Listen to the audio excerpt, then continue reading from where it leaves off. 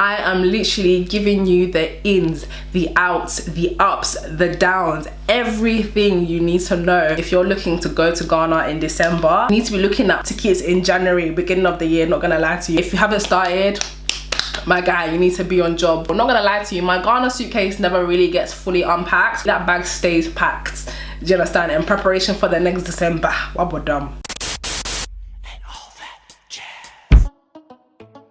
Hey everyone, if you're new here, make sure you hit that subscribe button right now. And if you're here and you're already subscribed, I want to say a massive thank you and welcome back to my channel. As you can see, I am extremely excited right now because I feel like this video has been highly anticipated. I'm just really excited to film it because it's something that I'm extremely passionate about. If you guys have seen some of my previous videos, if you don't already know what I'm talking about, this video is about to be the official, I'm branding it the official guide to Ghana enjoyment, period. Let me just show you guys how much preparation I've actually done for this video. Like, these are just notes, just listen, listen, the list goes on. I am literally giving you the ins, the outs, the ups, the downs, everything you need to know to enjoy your stay in Ghana. So I want you all to literally take notes because this is going to be a very in-depth informative video, not gonna lie to you. You're gonna need a pen, you're gonna need a paper, or just get your phone or whatever, open notes. Yeah, sit back and relax. Okay, I'm going to put myself in the shoes of someone who is literally clueless about going to Ghana. They've literally gotten up and they've said to themselves, I want to go to Ghana, what do I do? The first thing is obvious, I think, and that's looking for flights. So the first thing that I would say to take into consideration when looking for flights to go to Ghana is the dates. So there are obviously peak seasons where the flights and stuff like that are obviously going to be a lot more expensive than other times of the year, and peak seasons are summertime and Christmas time. I think Easter is also quite expensive, but not as expensive as summertime and December. So just be cautious of the dates that you're picking. So I'm gonna take Christmas for example, because Christmas is the one that everybody wants to hear about. Nobody wants to know about summer, nobody really wants to know about Easter. Everyone is here for December. So let's talk about December. So for December, for example, the crucial dates that you do want to be in Ghana, in my personal opinion, are between the 24th of December and let's say the 5th of January, because that's where a lot of the main events and stuff like that take place. So just make sure you're in Ghana for those dates. Now, in booking your tickets, you want to make sure that you book your tickets way before the 24th if you can, and way after the 5th of January, because that's when the ticket prices are a lot lower. So if, for example, I was booking a ticket to go to Ghana and I had like the luxury of lots of free time, I would go super early on in December and leave not super late in January, but about mid-January. So I'd probably book a ticket around say the 14th, 15th of December and leave mid-January, because that's when the tickets start to go down again. But obviously I know a lot of you don't have the luxury of lots and lots of time on your hands to spend like weeks and weeks in Ghana, which is understandable. A lot of you work full-time and you're students full-time, so it doesn't make sense to go to Ghana for like 3-4 weeks. Like, you just don't have the luxury of time. So an alternative to booking your dates really early and leaving quite late is basically looking for alternative airlines. Now, in terms of direct flights, the only airline that I know provides a direct flight between the UK and Ghana is British Airways.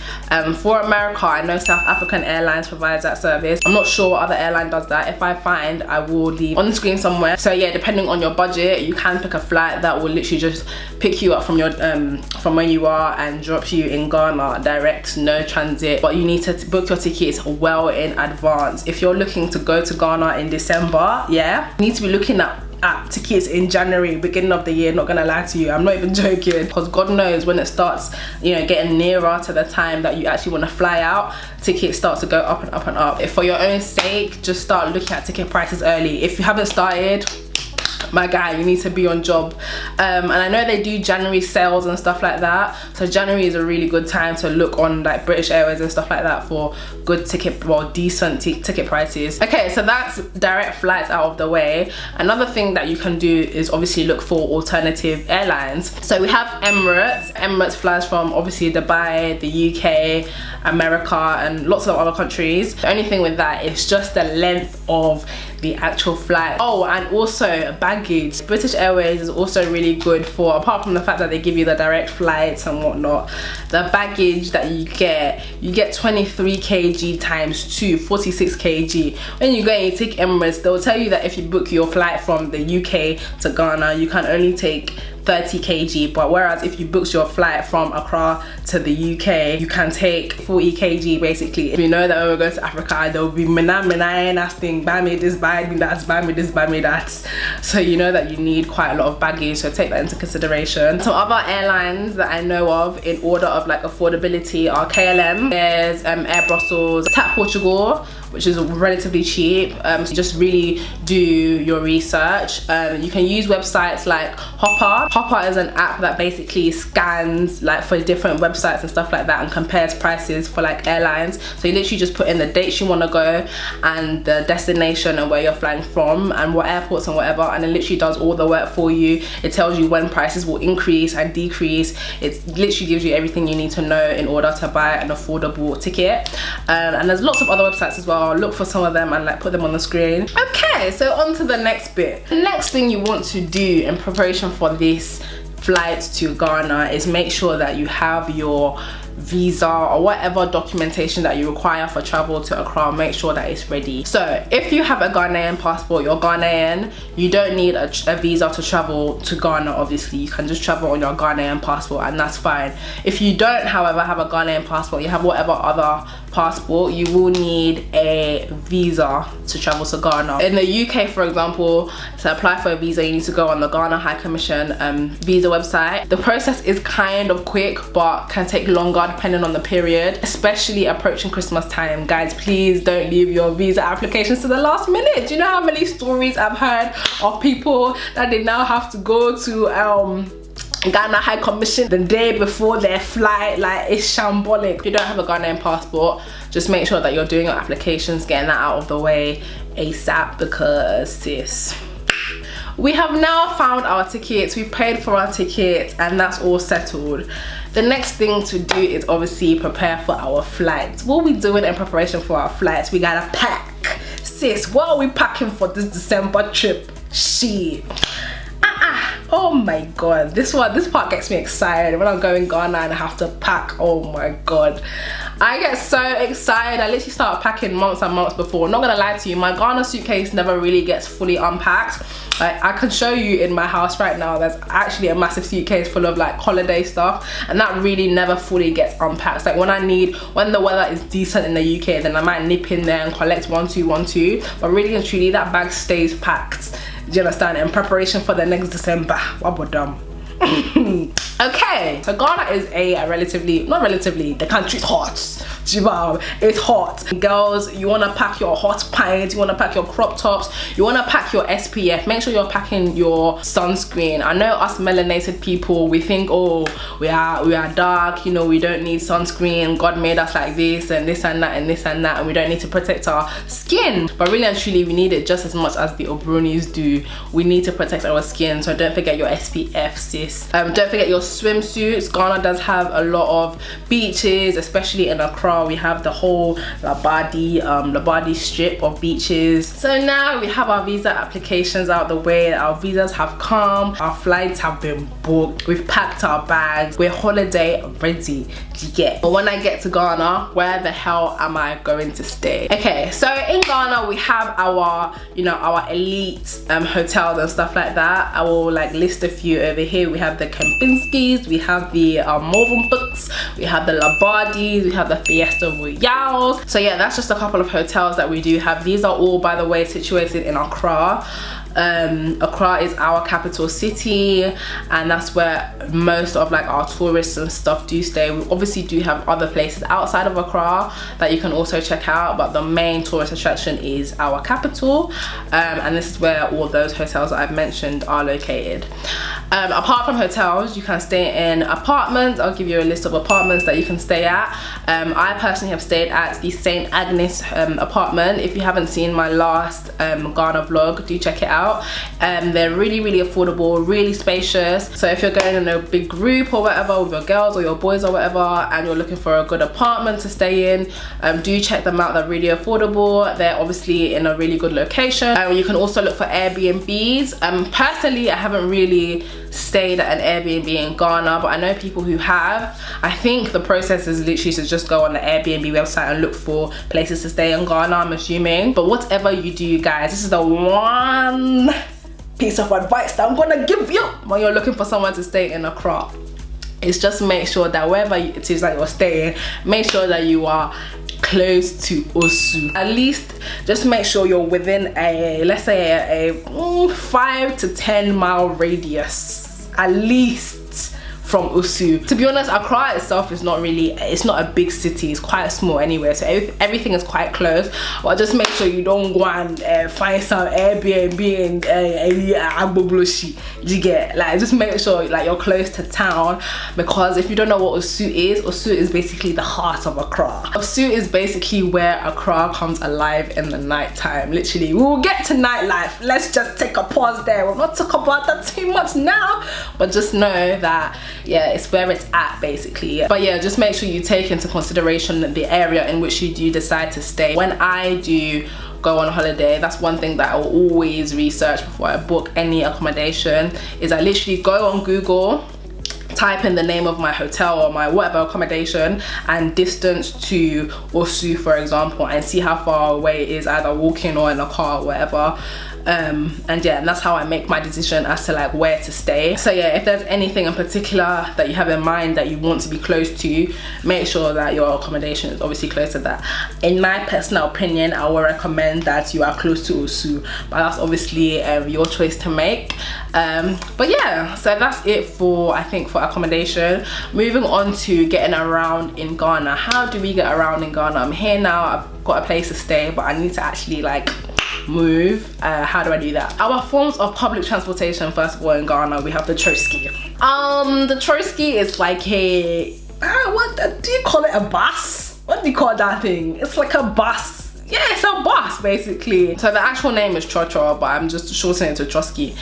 Xoxos/xoxos are, yeah, they're literally just buses, and they take you from one place to another. They're super affordable, super cheap, and especially if you want to come and really experience, you know, Ghanaian culture and like actual life like in Ghana, in Accra, living life in Accra, then I do recommend you take the xoxo. But then don't get it twisted, the xoxo is not that kind of bus that you will use to, the way that we can just take bus anywhere in the UK or in America. I go clubbing in a bus, I'll hop on a bus and go to town. You can't come and do that. You cannot come to twist on a xoxo. You know, don't make that mistake. You get, it's not that kind of party, I'm not gonna lie to you, because you really see the wrath of FM. Xoxo is more like daytime activity. You wanna get here, get there quickly and cheap. Then yeah, xoxo is your mode of transportation. Well, apart from the xoxo, we have the taxi. The taxi is just your normal taxi, but the only thing with the taxis is that obviously you have to like go to the roadside and flag it down in order to, you know, get the taxi, if that makes sense. So on the other hand, we have the Uber. I'm sure a lot of you know what an Uber is. There's literally an app on your phone, order it from the comfort of your house, and you can pay in cash. The thing though with Uber drivers in Ghana is that for some reason, they just don't like when you pay for your Uber with card. So just bear that in mind. So there's an option on the Uber app to pay with cash, but just know that when you order the Uber and it gets to the end of the journey and they see card payments, they'll bore. Like, don't even put yourself through it, just have your cash ready. But yeah, so Ubers are a good mode of transportation, relatively affordable. But if you know about Ghana, well, Accra in December and just generally in like peak seasons, the traffic is tremendous, it's ridiculous. So you'll literally be in an Uber on a journey that literally should have taken you 10 minutes. By that distance that you would have traveled in the 10 minutes where there wasn't any traffic will literally have you in the car for a good, I'm not even exaggerating, up to 2 hours. It's highly possible. Even when I used to live in Ghana, I used to go to school. Literally, my school and my house are not even that far, but the traffic, we literally used to have to leave the house at ridiculous hours of the morning, 5:30, to get to school when school starts at 8 o'clock, and school is literally 15 minutes away from our house. Ridiculous, absolutely ridiculous. So yeah, just bear that in mind, that because of the traffic conditions, the prices of the Uber might increase rapidly. They might increase drastically, so just make sure you keep an eye out for that. So yeah, apart from the xoxos and the buses and the taxis and stuff like that, you can also hire a car, rent a car out. I will leave like information for like any car rental services that I find.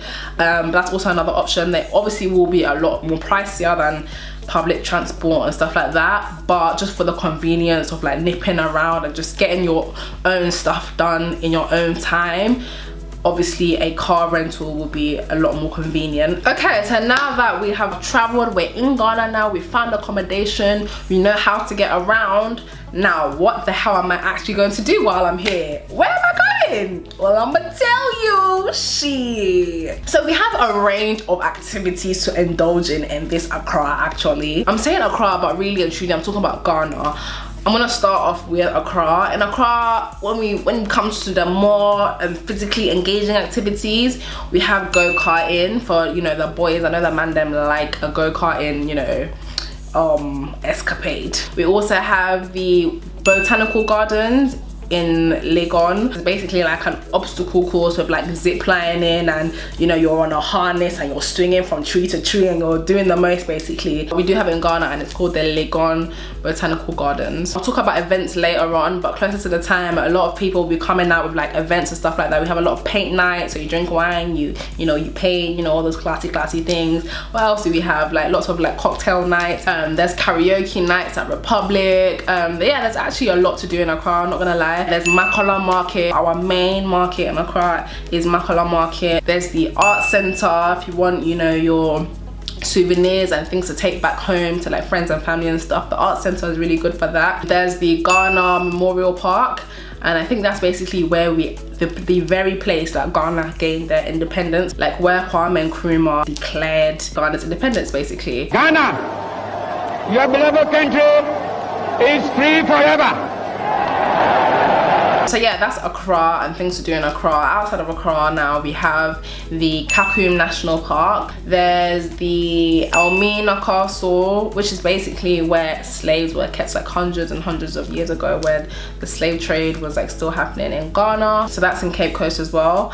What else is there? There's Vliet Falls, if you're into like all that nature business and like waterfalls and stuff like that. That's in the Volta region. Okay, so moving on, I'm gonna talk about the ladies specifically. When you come to Ghana, I know, you know, there's things that when there's upkeeping that needs to, you know, happen. Do you understand? I'm gonna give you the lowdown, okay? So in terms of nails, ladies, nice nails, that's literally the only place that I've ever got my nails done in Ghana. They're amazing. Make sure you check them out. They literally have a branch all over Accra. There's one in Osu, one in West Legon, one in Spintex. Like anywhere that you are, I'm sure there will be one like near your area. For hair, if you need any wigs slayed or whatever, Colors by K is really good with like frontals especially. I don't know a lot of places in Ghana that are good at like perfecting frontals, because you know they can be really hard to work with. And Ghana, you know, sometimes we lag behind a little bit, you know, when it comes to these things, but we're picking up now, and Colors by K is a really good place to get any wigs done or just whatever it is you need, any service, coloring service or whatever. For my natural hair sisters like myself, you know what I'm saying, my mum's salon, I will leave the information down below, specializes in natural hair. If you're there and you need somewhere that can deal with like natural hair, because Ghanaian hairdressers can be very impatient, not gonna lie to you. So if you need a washing, if you need a texturizing, if you need a braid up for your wig, anything, yeah, my mum's salon is a place. So yeah, nice nails for your nails, Colors by K for your hair, and for my natural sisters, my mum's salon for your hair as well. Just tell them that Allthatjaz sent you. Spas, we have some really good spas in Accra as well. There's one, no, I don't know how to pronounce it properly, but Noibi in East Legon is a really good spa if you're, you know, mid-holiday and you just feel like you literally just need that rejuvenation, yeah, that relaxation, because they do be like that sometimes. Like, I know exactly how it feels. You're drained and you just want to chillax for one day and just not do anything. Yeah, that's a really good spa in East Legon that I do recommend. For boys, I can't think off the top of my head where like good barber shops are, but I will leave some over here, don't worry, I haven't left you out. In terms of like activities for boys, we have places that you guys can go, because I know you like to keep up to date with like your matches and stuff like that, football, basketball, whatever. A really good place for that is Honeysuckle. A lot of people go there to like watch matches. They have like games nights, I think on Sundays. There's a snooker table and all that stuff. Other places that you can also go to are Star Bites and AM and PM. They also all show like matches and stuff like that, and they're just really good places for like drinks as well. Like, it's just a boys place, you know what I mean? Boys, that's what they like to do. I would like to introduce to you right now a concept, yeah, and we like to call it Twistmas. The signature bloom bar lights is how you know that you have arrived in Accra.